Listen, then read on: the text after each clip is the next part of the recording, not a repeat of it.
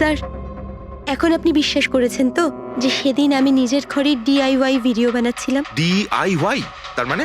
Do it yourself. Sir, আমি প্রত্যেকদিন নিজের ইন্টারনেট চ্যানেলে মানুষদের দৈনন্দিন কাজের ইজি পদ্ধতি দেখাই। Do it yourself. স্যার, হ্যাঁ, নিউজ পেপারটা দেখুন, ডেটটা ওই একই। হ্যাঁ সেটাই তো আছে। মানে ভিডিও ওই দিনই শুট করা হয়েছিল?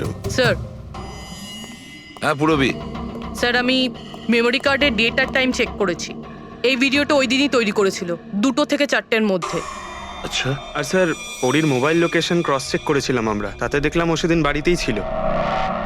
পুরবি একটা কাজ করো, এই 4 জন লেডিসকে আলাদা ঘরে বসাও। স্যার, হুম, চলো।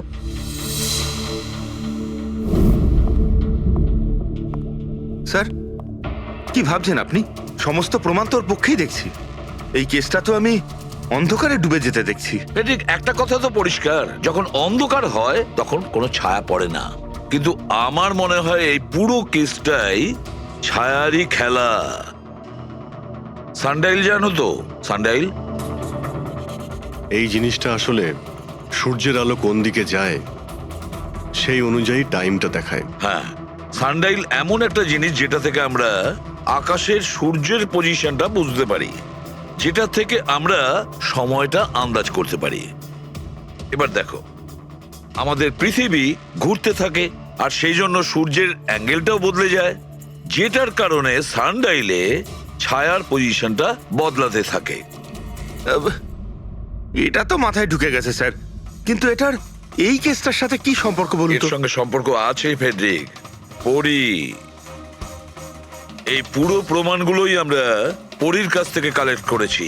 পরি সে এমন একজন কেউ, পুরো এভিডেন্স গুলো ম্যানিপুলেট করতে পারে, মেমোরি কার্ডের ডেটটাও চেঞ্জ করতে পারে, পুরো এভিডেন্সেস কন্ট্রোল করতে পারে, কিন্তু সূর্যকে কন্ট্রোল পরি করতে পারে না।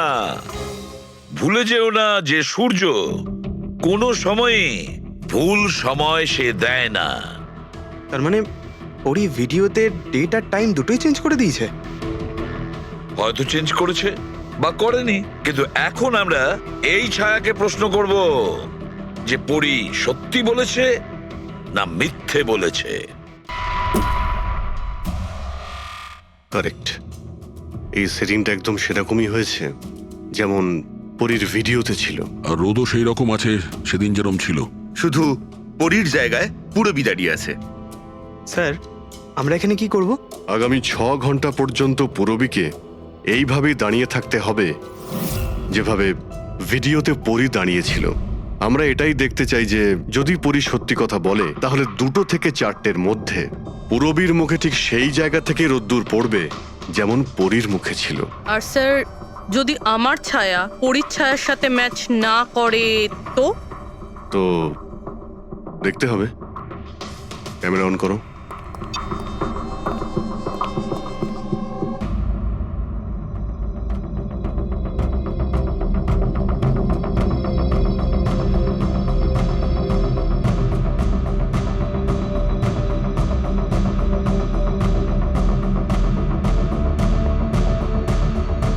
চলো, গুড। ওকে পুরবী, রিল্যাক্স। আচ্ছা, কি আছে এই ভিডিওতে? আরে দেখতে দাও ভাই।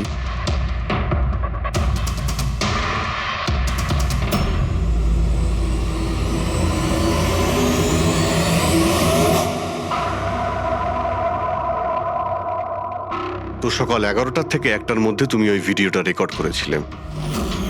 আর তুমি খুব চালাকির সাথে ভিডিও ডেট আর টাইম চেঞ্জ করে দিয়েছো। মেমোরি কার্ডের ডেট আর টাইম বদলে দিয়েছিলে, নিজের মোবাইল ফোনটা বাড়িতে রেখে দিয়েছিলে যাতে আমরা ওখানকার লোকেশন পাই। তুমি কি মনে করেছিলে এসব করার ফলে আমরা বোকা হয়ে যাব? হ্যাঁ, না তুমি আমাদেরকে বোকা বানাতে পারলে, না আকাশে ওঠা সূর্যকে।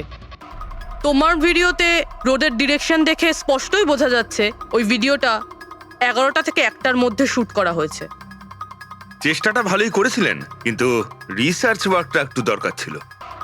পরি, তোমার ব্যাপারে আমরা সব কিছু জেনে গেছি। পড়ি, আমাদের হয়তো ম্যাক্সিমাম 4 সপ্তাহ সময় লাগবে তোমার DNA টেস্ট করে এটা প্রমাণ করতে যে তুমি সুধীর বাবুর মেয়ে, কিন্তু তাতে সত্যিটা বদলে যাবে না।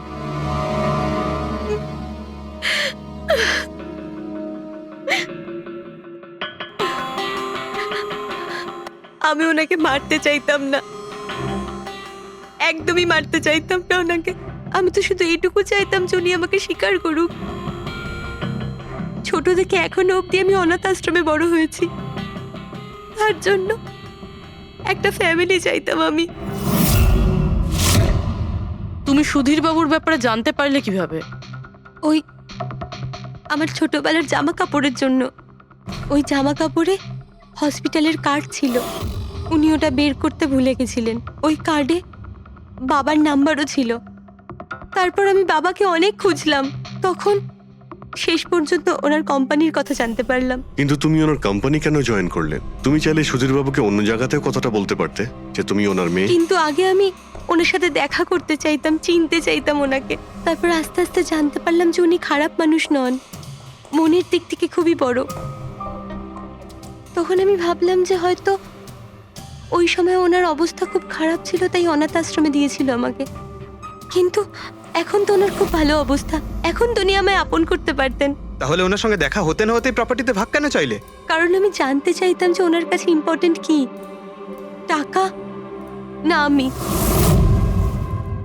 তার জন্যই সুধীর বাবু ওনার উইল চেঞ্জ করতে চাইছিলেন।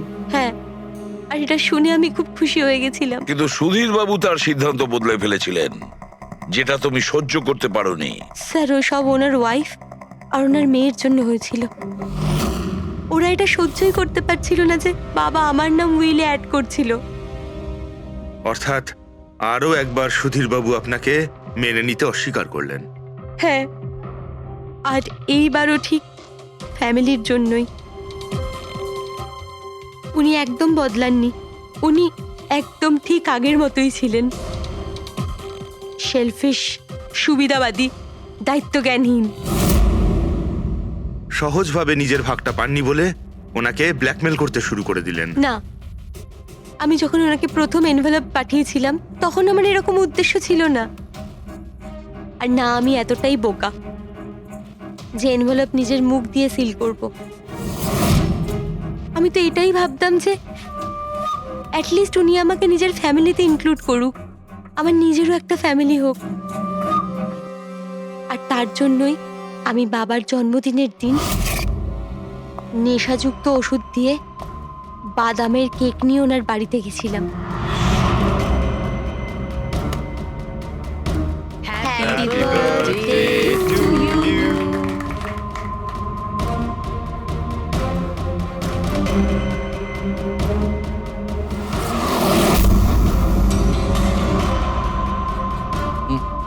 আমার অ্যালার্জি আছে।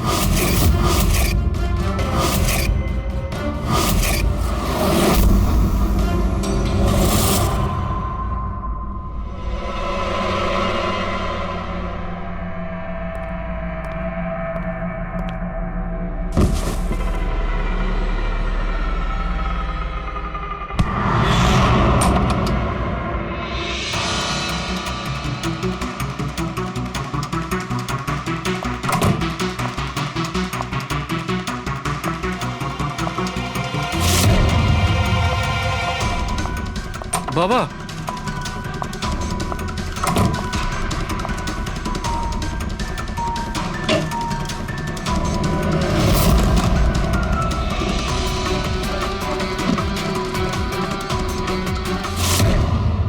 তুমি সুধীরবাবুর পুরো ফ্যামিলিকে মারতে চেয়েছিলে না?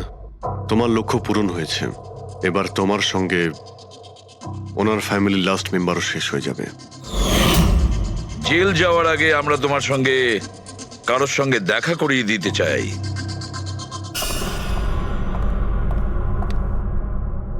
ইনি অদিতি দেবী, তোমার মা। মা, আপনাকে মিথ্যে বলা হয়েছিল যে আপনার সন্তান মৃত জন্ম নিয়েছিল।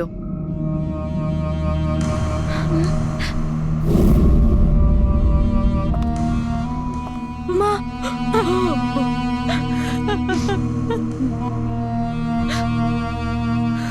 ওর এই সুধীর বাবু আর তার ফ্যামিলিকে শেষ করে দিয়েছে। আমরা দুঃখিত, আপনারা দুজন আবার বিচ্ছিন্ন হয়ে যাচ্ছেন।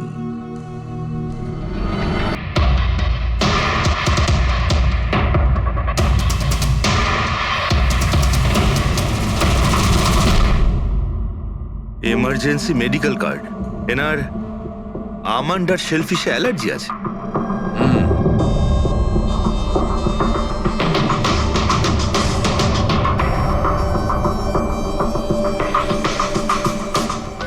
স্যার কেকটাও পুরো খাওয়া হয়নি। এই দেখুন, মনে হচ্ছে কেক কাটার কিছুক্ষণের মধ্যেই এরা সবাই মারা গিয়েছেন।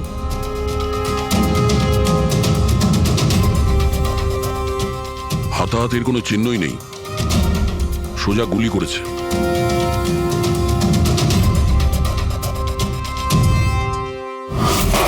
এইভাবেই গুলি চালিয়েছে।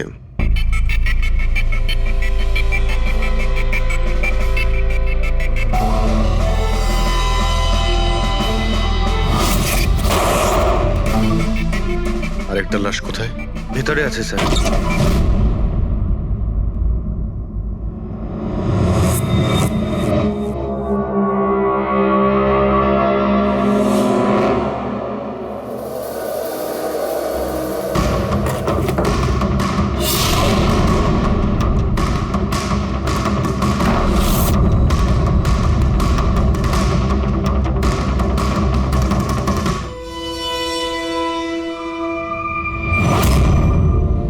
গান কেস,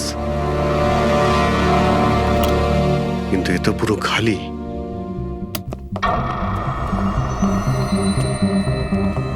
তবে স্যার, এই ঘটনা ঘটেছে কতক্ষণ হয়েছে? এই 4 জনের মৃত্যুই কালকে দুপুর 2টো থেকে 4টের মধ্যে হয়েছে। এরা কে কিছু জানতে পারলে? হ্যাঁ স্যার, উনি সুধীর বাবু, আর কে উইপস ইন্ডাস্ট্রির চেয়ারম্যান। ওর বড় ছেলে নীল, আর এ ওর ছোট ছেলে রিতেশ। আর ভিতরে যে আছে সে সুধীর বাবুর স্ত্রী মায়া। স্যার, নীল আর রিতেশ দুজনেই আর কে উইভস কোম্পানির বোর্ড মেম্বার ছিল, কিন্তু কোম্পানির অবস্থা খুবই খারাপ ছিল, বন্ধ হওয়ার জোগাড়।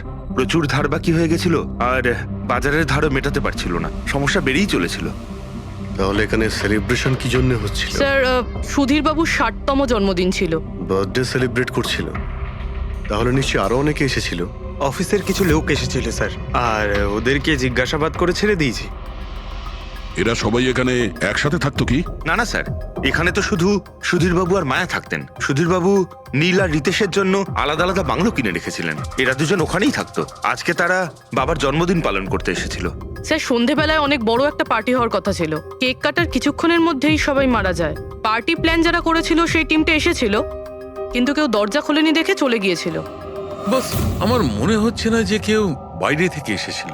যা কিছু ঘটেছে এই 4 জনের মধ্যেই ঘটেছে। কিন্তু বাড়িতে তো কোনো চাকর অবশ্যই থাকবে। আছে তো, চাকর আছে তো, কিন্তু তারা গ্রামে গেছে। সুধীরবাবু শুধু আজকের জন্য একজন সার্ভেন্ট হায়ার করেছিলেন, সে কাল সকালে কাজ করে গেছিল, আর পার্টি শেষ হওয়ার পরে আজকে এসে পরিষ্কার করার কথা ছিল। পার্টি শেষ হওয়ার আগেই সবকিছু শেষ হয়ে গেছে। মনে তো হচ্ছে এটা মার্ডারই। সরি ডক্টর সালুকে, আমার এটা মনে হচ্ছে যে এই 4 জন ছাড়াও এখানে আরো একজন ছিল, যে বাইরে থেকে ভেতরে এসেছিল। একটু মন দিয়ে দেখো, এখানে কোনো হাতাহাতির কোনো চিহ্ন নেই, আর প্রত্যেকটা জিনিস নিজের জায়গাতেই আছে। এটা মনে হচ্ছে যে কেউ কেকের মধ্যে কিছু মিশিয়ে দিয়েছিল, যেটা খেয়ে এরা 4 জনই অজ্ঞান হয়ে গেছিল। তারপরে ওই 5 নম্বর লোকটা বাড়ির মধ্যে ঢুকলো, এসে সবাইকে গুলি করে দিল। এটা বস 100% মার্ডার। মার্ডার আর সুইসাইডও। আচ্ছা, তোমরা তো নিশ্চিতভাবে কি করে বলছো? স্যার, এই দেখুন, বাকি 3টে লাশের কাছে স্ট্রাগলের কোনো চিহ্ন মাত্র নেই, শুধুমাত্র সুধীর বাবু ছাড়া। এনার পা ভাঁজ হয়ে রয়েছে, অনেকটা ব্লাডও বেরিয়েছে। আমার মনে হয় যখন ওনার গুলি লাগে তখন উনি বেঁচে ছিলেন। যদি উনিও কেক খেয়ে বাকিদের মতো অজ্ঞান হয়ে থাকতেন, তাহলে ওদের মতোই পড়ে থাকতেন। ইনি প্রথমে 3 জনকে গুলি করেন আর তারপর সুইসাইড করেন, এরকম মনে হচ্ছে। যদি এটাই হয়তো, তাহলে যে বন্দুক দিয়ে গুলি করা হয়েছিল সেটা কোথায়? সেটা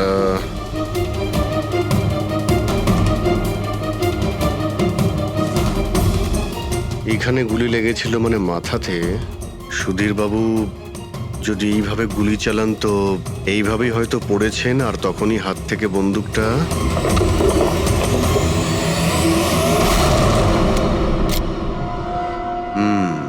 এই হলো বন্দুক। স্যার, এই দেখুন, রিতেশের ফোনটা পেলাম। স্যার, ও কেক কাটার কিছুক্ষণ পরেই নিজের সোশ্যাল পেজে এই সেলফিটা পোস্ট করেছে। বলছিলাম না, এখানে পঞ্চম ব্যক্তি থাকতেই পারে না।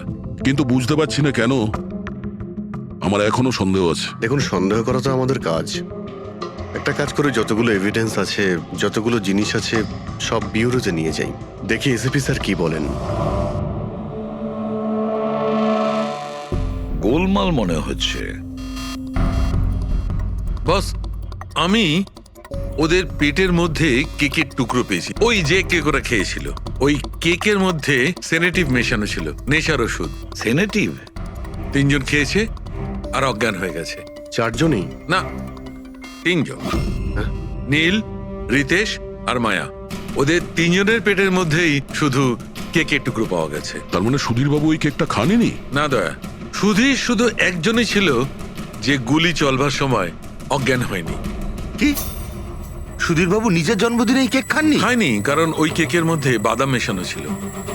কিন্তু স্যার, ওনার বাড়ির লোকের তো নিশ্চয়ই জানা আছে যে ওনার বাদাম থেকে অ্যালার্জি ছিল। এক্স্যাক্টলি। তাহলে এই কেক আনলো কেন? অদ্ভুত ব্যাপার। সুধীর বাবুর বার্থডে ছিল আর কেক ওই 3 জনে খেয়েছিল। কেক 3 জনে খেয়েছিল, কিন্তু ওখান থেকে যে বন্দুকটা পাওয়া গেছে তাতে 4টে গুলি খরচ হয়েছে, যেগুলো এদের গায়ে লেগেছে। অদ্ভুত ব্যাপার যে ওর ওপর সুধীরের আঙুলের ছাপ আর আছে। ওই বন্দুকটাও তো সুধীর বাবুর নামেই রেজিস্টার করা।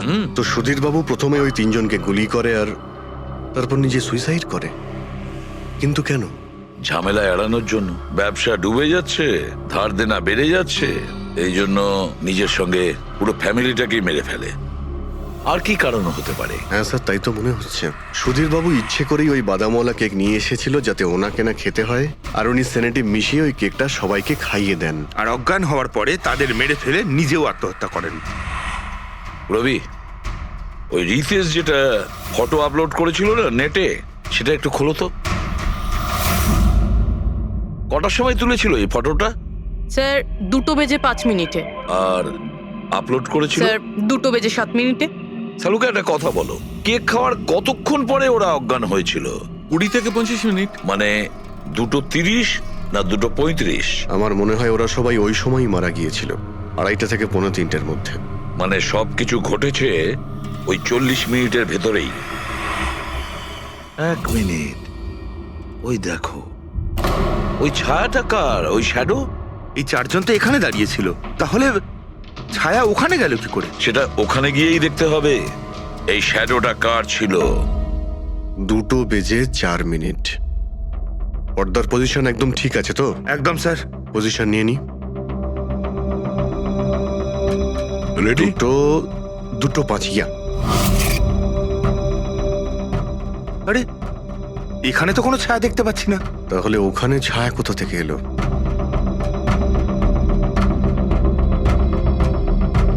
রোদটা এই দিক থেকেই আসছে। পুরবি, তুমি ওইখানটা গিয়ে দাঁড়াও তো। ইয়া, ব্যাস।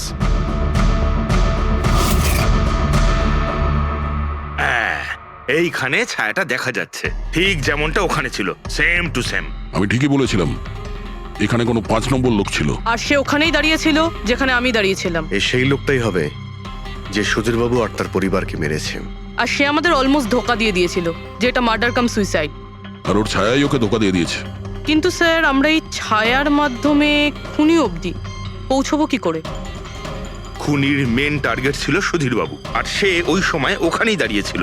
নিশ্চয়ই চেনা জানাই কেউ হবে। কারেক্ট। খোঁজ নিয়ে দেখো সুধীরবাবু পার্টিতে কাদের কাদের ডেকেছিলেন।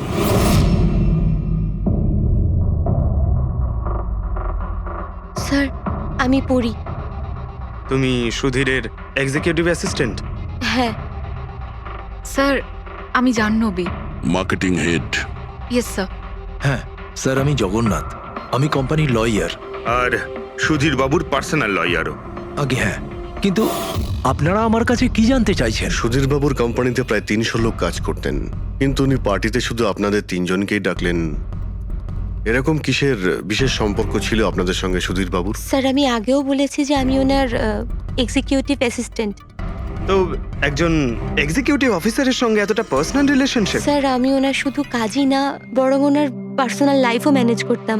আই মিন পার্সোনাল আর প্রফেশনাল দুটোই।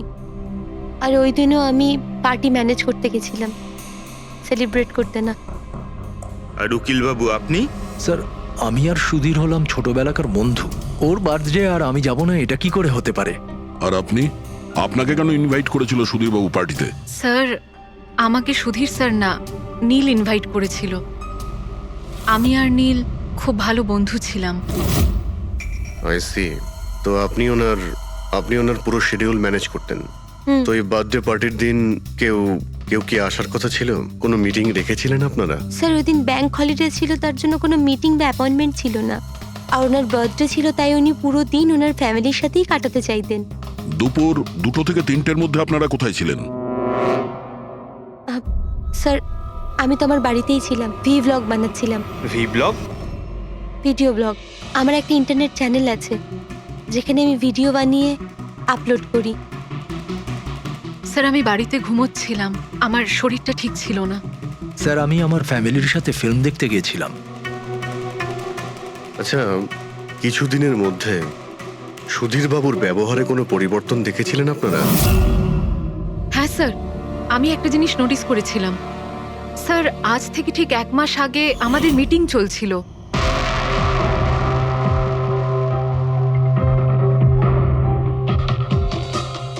স্যার কি ব্যাপার, ভেতরে এসো। ঠিক আছে, তুমি যাও।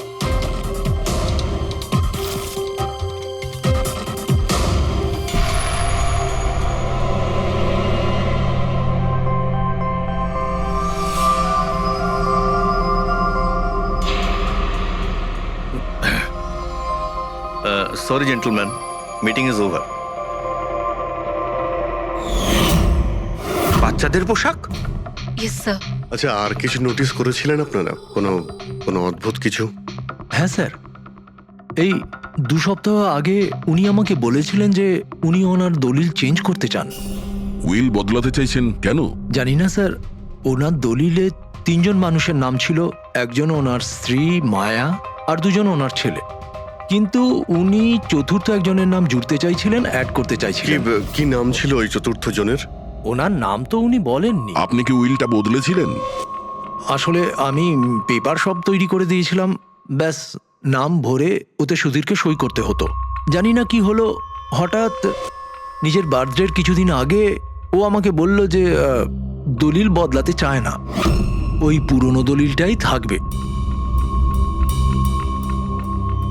ঠিক আছে, এই চতুর্থ ব্যক্তি আবার কোথা থেকে এলো যার নাম সুধীরবাবু নিজের উইলে ইনক্লুড করতে চেয়েছিলেন? সুধীরজির মৃত্যুর এই চতুর্থ জনের সঙ্গে কোনো কানেকশন থাকতে পারে। আমার তো এটাই কিছুতে মাথায় ঢুকছে না। বাচ্চাদের পোশাক কেউ কাউকে কেন পাঠাতে যাবে? বাচ্চাদের জামা কাপড় পাঠানো হয়েছিল, তাহলে ওই এনভেলপটা কোথায় গেল? সুধীরবাবুর রুমটা তো আমরা ভালো করে চেক করেছি, ওখানে তো কিছুই পাইনি আমরা। বাড়িতে নয় তো অফিসে?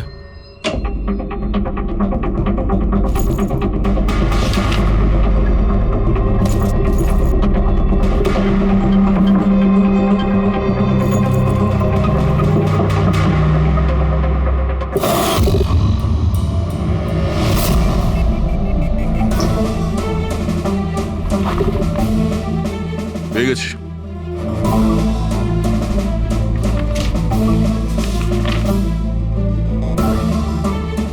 আরে এতে তো দেখছি কোনো পোস্টাল স্ট্যাম্প বা যে পাঠিয়েছে তার নামই নেই। তাহলে পার্সেল এখানে পৌঁছলো কি করে? মনে হচ্ছে এই এনভেলপটা সোজা কেউ কোম্পানির পোস্ট বক্সে ঢেলে দিয়েছিল।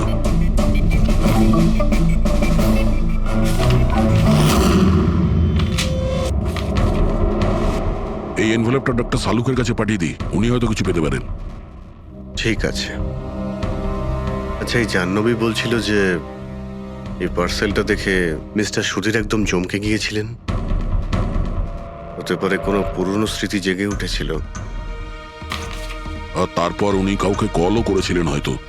আগের মাসের কল ডিটেলস সুধীরবাবুরটা দেখি এই এনভেলপ পাওয়ার পরে সুধীরবাবু সবার আগে কাকে ফোন করেছিলেন?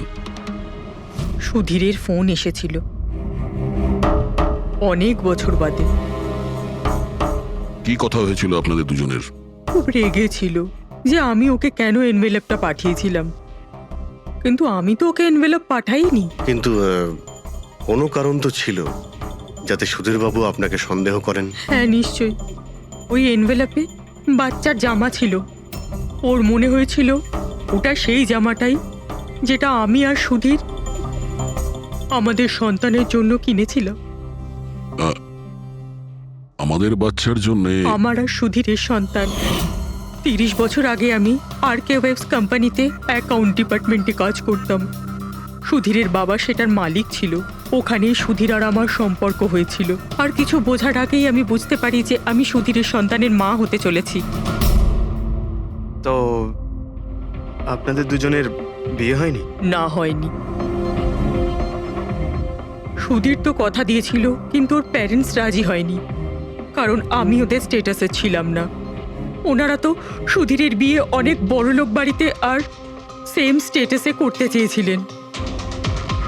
তারপরে ওর প্যারেন্টস আর ফ্যামিলি খুব চেষ্টা করেছিল ওকে, আমাকে, এমনকি আমার ফ্যামিলিকেও বোঝানোর জন্য যে আমি বাচ্চাটাকে নষ্ট করে দিই। আমিও ঠিক করেছিলাম যে যাই হয়ে যাক আমি আমার সন্তানকে জন্ম দেবই। 15ই মার্চ 1990 সালে আমার সন্তান এই পৃথিবীতে এসেছিল, কিন্তু সেই রাতেই ও মারা গিয়েছিল। যে বাচ্চাটাকে কোলে নিয়ে আদর করছিলাম, ছোট ছোট জামা কাপড় পরাচ্ছিলাম, কিচ্ছু করতে পারিনি আমি। আমি ভেবেছিলাম যে এরকম সময় তো সুধীর আমার পাশে থাকবে, আমাকে সাপোর্ট করবে, কিন্তু ও তো এর আগেই আমার সাথে কথা বলাটাও বন্ধ করে দিয়েছিল। আর ওই মাসেই ও মায়াকে বিয়েও করেছিল। তো সেই জন্যই আপনি আজ অব্দি বিয়ে করেননি আর এখানে একাই থাকেন? হ্যাঁ, সুধীরবাবু আপনার সঙ্গে যা যা করেছেন তার জন্যে খুব কষ্ট হয়েছে আপনার, হয়তো খুব ঘেন্না করতেন ওকে। আমার থেকে বেশি ঘেন্নাও কে আর কেই বা করতে পারে। উনি আপনাকে আপনার অধিকার দেয়নি, আপনি সম্পত্তিতে ভাগ চাইলেন, আর যখন সম্পত্তি উনি আপনাকে দিলেন না তখন আপনি রেগে গেলেন আর মেরে দিলেন ওকে। আমি ওকে মারিনি, আর আমি ওকে কেন মারবো? আমি তো চেয়েছিলাম যে ও বেঁচে থাকুক আর সারা জীবন কষ্ট পাক। যেদিন সুধীরবাবু মারা যান সেদিন দুপুরবেলা আপনি কোথায় ছিলেন? আমি বাড়িতেই ছিলাম। আপনার কাছে কোনো উইটনেস বা প্রমাণ আছে? কোনো প্রমাণ নেই। হ্যালো, হ্যাঁ স্যার। ওকে স্যার, হ্যাঁ এখানেই আছেন, আমি বলে দিচ্ছি। হ্যাঁ, ইয়েস স্যার। স্যার সালুমকে স্যার ফরেন্সিকে ডাকছেন তাড়াতাড়ি, বলছিলেন যে কিছু দেখাতে চান। ওকে। শুনলে তো বিশ্বাসই করতে পারবে না বস। ওই এনভেলপটাকে যখন আমি ভালো করে পরীক্ষা করলাম তাতে কোনো ফিঙ্গারপ্রিন্ট তো পাইনি, কিন্তু ওই এনভেলপ থেকে আমি ডিএনএ এর জন্য স্যাম্পল পেয়ে গেছি। যে ওই চিঠিটা পাঠিয়েছে সে মনে হয় মুখ দিয়ে থুতুর সাহায্যে ওটাকে সেঁটে দিয়েছে। আর এইভাবে ওই এনভেলপ থেকে আমি স্যালাইভা স্যাম্পল পেয়ে গেছি, যার থেকে ডিএনএ টেস্ট করতে পারবো। কিন্তু ডক্টর, ডিএনএ টেস্টিং এতে তো 4 থেকে 6 সপ্তাহ লাগবে। হ্যাঁ, আর আমি 5 দিনের জন্য যাচ্ছি দিল্লি এক কনফারেন্সে, কিন্তু তার আগে আমি কিছু প্রাইমারি টেস্ট করিয়ে নিয়েছি। তো স্যার আপনি এই টেস্ট থেকে কি পেলেন? এই টেস্ট থেকে আমি জানতে পেরেছি যে এটা যার ডিএনএ হোক না কেন তার ডিএনএ সুধীরবাবুর ডিএনএ এর সঙ্গে ম্যাচ করছে। কি? তার মানে এই যে তার মানে হচ্ছে এইটা যে এই চিঠিটা পাঠিয়েছে সেটা সুধীরবাবুর কোনো রক্তের সম্পর্কের লোক। তার মানে সুধীরেরই নিজের কেউ সুধীরকে ব্ল্যাকমেল করছে, কিন্তু কে কে হতে পারে? স্যার, অদিতির পেটে যে বাচ্চাটা ছিল সেটা তো মরা অবস্থায় জন্মেছিল। হ্যাঁ, আর রইল বাকি সুধীর বাবুর 2 ছেলে নীল আর রিতেশ। ওরা দুজন আবার সুধীরবাবু আর অদিতির গোপন রহস্যটা জেনে ফেলেনি তো? হতে পারে তার জন্যই ব্ল্যাকমেল করছিলেন, বাচ্চাগুলোর পোশাক পাঠিয়ে। আচ্ছা স্যার, ওই যে বাচ্চাদের পোশাক পেয়েছিলাম ওগুলো কি সত্যি পুরনো নাকি ময়লা টয়লা করে পুরনো দেখানোর চেষ্টা করা হয়েছে? আমি ওগুলোকে স্পেশালাইজড ল্যাবে পাঠিয়ে দিয়েছি চেক করার জন্য, তাড়াতাড়ি জানা যাবে। আচ্ছা পুরবি সুধীরবাবুর ছেলের ব্যাপারে কি জানতে পেরেছো? কি করতো? স্যার 1 বছর আগে সুধীর বাবু নিজের কোম্পানিতে নিজের ছেলেদেরকেই বোর্ড মেম্বার বানিয়েছিলেন, আর তারপর থেকেই কোম্পানি লসে যেতে শুরু করলো। ওরা কোম্পানির টাকা নিয়ে নিজেরাই নয়-ছয় করতো, দামি দামি গাড়ি, প্রচুর শখ মেটাতো, সবকিছু করতো, শুধু কাজ বাদ দিয়ে। কিন্তু স্যার সুধীরবাবু তার ছেলেদের খুব ভালোবাসতেন, দুজনের জন্য আলাদা আলাদা বাংলো। আচ্ছা, এটা নয় তো যে ওদের দুজনের মধ্যেই কেউ ওই এনভেলপটা লেটার বক্সে ফেলেছিল? কিন্তু একটা কথা কিছুতেই মাথায় ঢুকছে না, এই ব্ল্যাকমেলিং কেন? আরে ভাই, টাকার জন্য। কোম্পানি ডুবে যাচ্ছিল। কারেক্ট। কোম্পানি কাঙাল হওয়ার আগে যা কিছু গুছিয়ে নিতে পারো গুছিয়ে নাও। যদি সুধীরবাবুর 2 ছেলে তাদের বাবাকে টাকার জন্য ব্ল্যাকমেল করে থাকে তাহলে নিশ্চয়ই ওনার ব্যাংকের অ্যাকাউন্টে নিশ্চয়ই টাকা এসে থাকবে, খুব বড় রকমের ফিগার। একটা কাজ করো, এই দুজনের পার্সোনাল অ্যাকাউন্ট, কোম্পানি অ্যাকাউন্ট সব চেক করো, দেখো কোনো বড় অ্যামাউন্ট এসেছিল কিনা। স্যার স্যার কিছু পেয়েছি স্যার। আরকে ভিপস ইন্ডাস্ট্রি থেকে কোটি টাকা ট্রান্সফার হয়েছে স্যার। কার অ্যাকাউন্টে ট্রান্সফার হয়েছে? 1 মিনিট দেখছি। এগুলো রিতেশ আর নীলের অ্যাকাউন্টই হবে? না স্যার, প্রাইভেট অ্যাকাউন্ট, রেচেলের নামে। কোন টাকা? আপনারা কি নিয়ে কথা বলছেন? আমি কিচ্ছু জানি না। কোন টাকা? সেই টাকাটা যেটা আরকে ভিপস এর অ্যাকাউন্ট থেকে তোমার অ্যাকাউন্টে ট্রান্সফার হয়েছে। এবার কিছু মনে পড়েছে? ওটা তো আমার স্যালারি, আমি ওখানে কাজ করতাম। স্যালারি? 11 কোটি স্যালারি? হ্যাঁ, তাও আবার 2 সপ্তাহের। ওই হিসাবে তো তোমার মান্থলি স্যালারি 22 কোটি টাকা হবে। কি কাজ কি করো তুমি? ব্ল্যাকমেলিং এর কাজ। তুমি আর রিতেশ দুজন মিলে সুধীর বাবুকে ব্ল্যাকমেল করছিলে। দেখো রিচেল, আমরা খুব ভালো করেই জানি যে তুমি আরকে কোম্পানিতে একদিনের জন্যও কাজ করনি। এবার পরিষ্কার করে সত্যিটা বলবে নাকি? রিতেশ কিন্তু আর নেই, তাই যত শাস্তি সব তোমাকেই কিন্তু পেতে হবে। ব্ল্যাকমেলিং আর এক্সটর্শনের শাস্তি জানো তুমি? আমি কাউকে ব্ল্যাকমেল করিনি। তাহলে সুধীর বাবু কি তোমাকে 11 কোটি টাকা এমনিই দান করে দিলেন? সুধীর আঙ্কেল তো ওই টাকা ট্রান্সফারই করেননি। তাহলে কে করেছিল? আমার বয়ফ্রেন্ড রিতেশ। ও আমাকে বলেছিল যে ওর কোম্পানির টাকা ও কিছুদিনের জন্য অন্য কোথাও রাখতে চায়। অন্য কোথাও? কেন? জানি না, আর আমি জিজ্ঞাসাও করিনি। তুমি রিতেশকে জিজ্ঞাসা করনি, আর যখন রিতেশ মারা গেল তখন পুলিশকেও বলনি। আমি ভেবেছিলাম যে রিতেশ তো আর বেঁচে নেই, তাই তাই টাকাগুলো আমি রেখে দিই। কেউ কি করে জানতে পারবে? কিন্তু সুধীর বাবুর ফ্যামিলিকে মারতে পারে কারা? পরি তো ভিডিও বানাচ্ছিল, আর জাহ্নবী অসুস্থ ছিল, আর জগন্নাথ নিজের ফ্যামিলির সঙ্গে ফিল্ম দেখছিল। কিন্তু অদিতির ব্যাপারে আমি কিছুই বুঝতে পারছি না। কিন্তু কে হতে পারে যে সুধীর বাবুকে এনভেলপ পাঠায়, ওই প্যাকেটটা পাঠায়? সে কে? ওর নামটা সুধীর বাবু উইলে লিখতে চেয়েছিলেন কিন্তু লেখেননি। সে কে?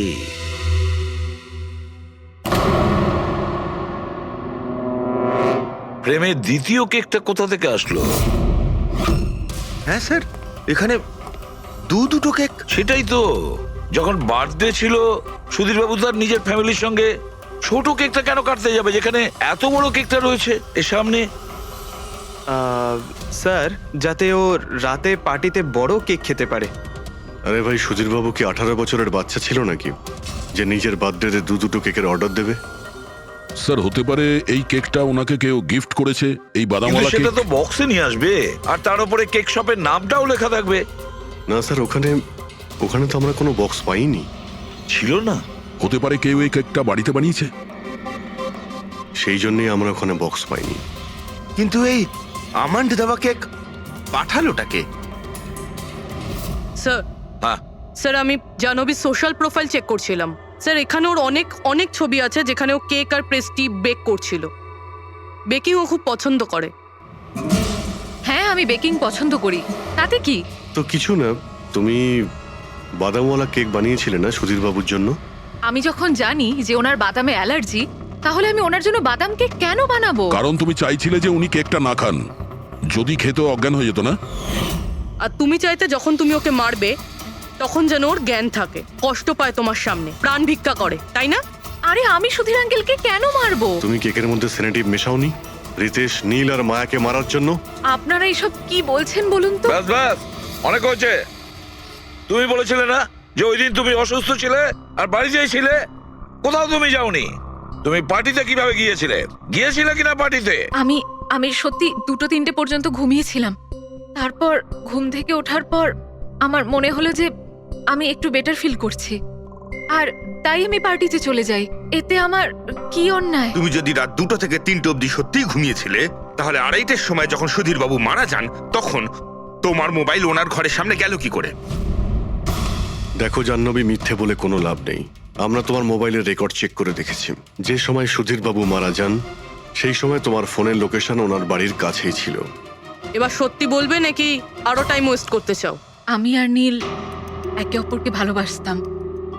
আমরা ভেবেছিলাম যে নীলের বাবার বার্থডে আমাদের কাছে একটা ভালো সুযোগ ছিল ওনাকে আমাদের ব্যাপারটা বলার।